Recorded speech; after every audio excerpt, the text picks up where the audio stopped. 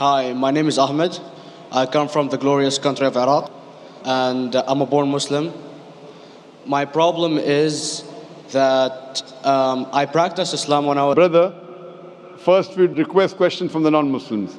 Once all the questions from non-Muslims are over, inshallah we'll give you a chance. Yeah, but I'm telling you my problem only. Okay. But you said you're Ahmed and you're a born Muslim.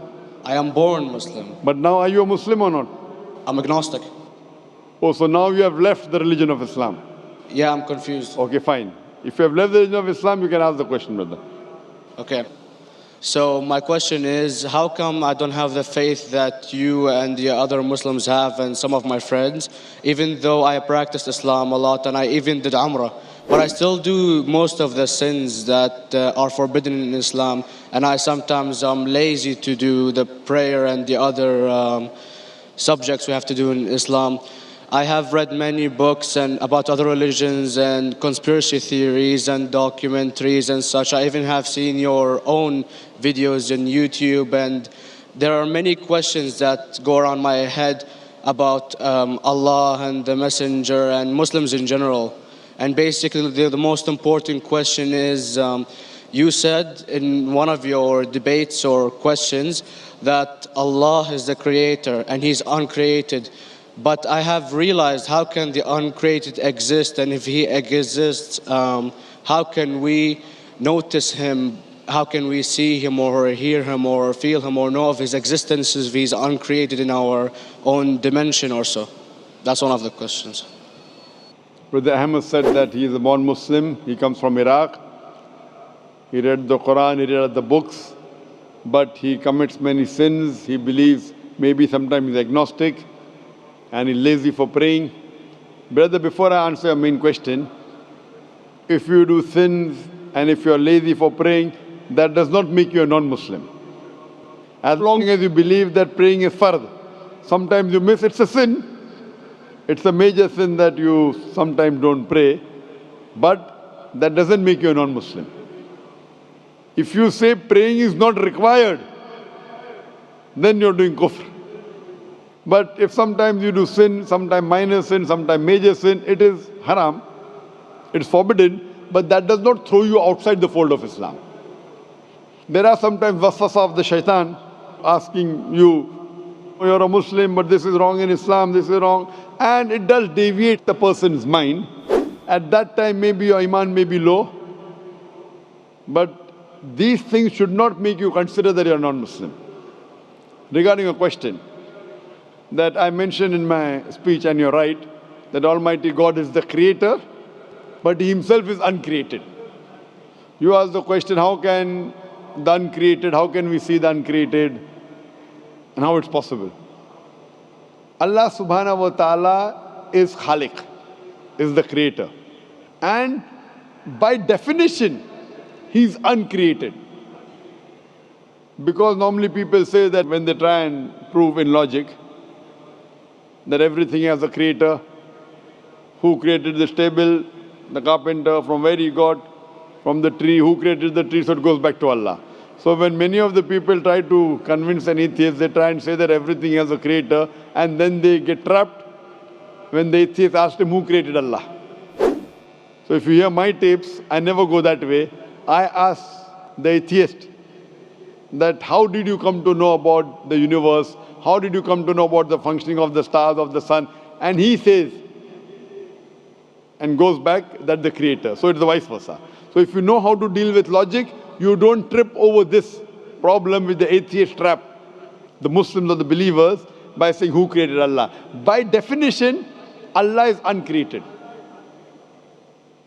And if you ask the question, who created Allah? If you have heard my tapes, I give the reply. That suppose a person comes and says that my brother John. Yeah, I know, I saw that, I heard that's funny, but I mean, how does he exist if he's uncreated? Not that is Allah. Yeah. That's the difference between you and Allah. How does he exist means he was existing. He doesn't have a beginning. You and I have a beginning, that's human being. So that's the difference between us and Allah. You can't say that Allah has to be like us. If Allah is like you and me, why should we worship Him? I see, but have you heard of the phenomenon, the Big Brother? used by various orders and political agendas to control the people and such by implementing it into multiple gods, and then later on it became a monotheistic religions all over the world to make it easier for Big the Brother, people to... sorry, I've never heard of the religion Big Brother. It's not a religion. It's like a theory, an idea, basically. For What does it say? Yes? What does this idea say? What does it say? Is that when you have a big brother, it's easier for you to live life. When you have someone watching you the whole time, understanding you the whole time, protecting you the whole time, being with you the whole time, and you can talk to him, although he never talks to you back, maybe in your dreams, due to your mind and such, it's easier for you to live. While a human who does not have a big brother and is not easily controlled into doing so and is having complete freedom is a danger for the major ruling powers and such. What does this say? I don't understand. Big Brother may be the Big Brother, may not be the... What does it have to do with Islam and God? What does it have to do? Because basically Allah is watching you the whole time. So you want to say that Allah is like a big brother? Indeed, you use him for your protection so you won't be scared. You know what I mean? See, this is the hypothesis. Hypothesis. If you have heard, how do I convince an atheist? If you have heard my answer, that you said that you're agnostic, you're atheist. Yeah. So first thing I do to an atheist is I congratulate him. What? I congratulate him. Have you heard my answer of atheist? Yeah, you congratulate them and stuff. But I haven't seen your debates with the atheist. I just saw your answers on some questions. Fine, so you haven't seen the answer of atheist? No, but I've seen your debate with David William Campbell. And that's William Campbell is not an atheist. Yeah. Now, when an atheist tells me he does not believe in God like your theory of Big Brother, yeah, and if you believe in that theory, I will ask you, first thing I do to the atheist, I congratulate him. You know why? Yeah, because they think and they don't follow what their parent does and such stuff like that. No. I congratulate him because he is not doing blind belief. The other people are doing blind belief. He is a Christian because father is a Christian. He is a Hindu because father is a Hindu. Most of the Muslims are Muslim because father is a Muslim. He is thinking. He says there is no God. He has said the first part of the Islamic Shahada, La ilaha. The reason I congratulate him is because he has said the first part of the Islamic Shahada, Islamic Creed, La ilaha. The only thing I have to do is illallah, which I shall do inshallah. So if you have heard my answer, an atheist becomes an atheist because he believes in science, he believes in logic. Or I ask him that if an equipment is bought in front of him, which no one in the world has ever seen, and if the question is asked, that who will be the first person who will be able to tell you the mechanism of this new equipment? What is the answer? Of course, he's going to tell you the producer or the maker of this equipment. Creator, producer, maker. So when we ask him questions that how did this universe come into existence, he will talk about the Big Bang.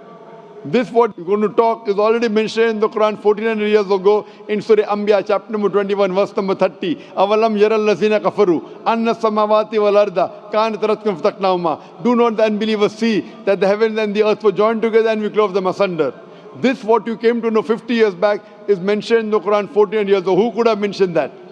Well, in various civilizations in like 2000 or 5000 BC before Islam came or Christianity itself, there was various civilizations that are good in astronomy and they know more about our solar system than we do now, sadly. Brother, your knowledge of science is little, not in-depth. I do agree. There are certain things which were known as hypotheses.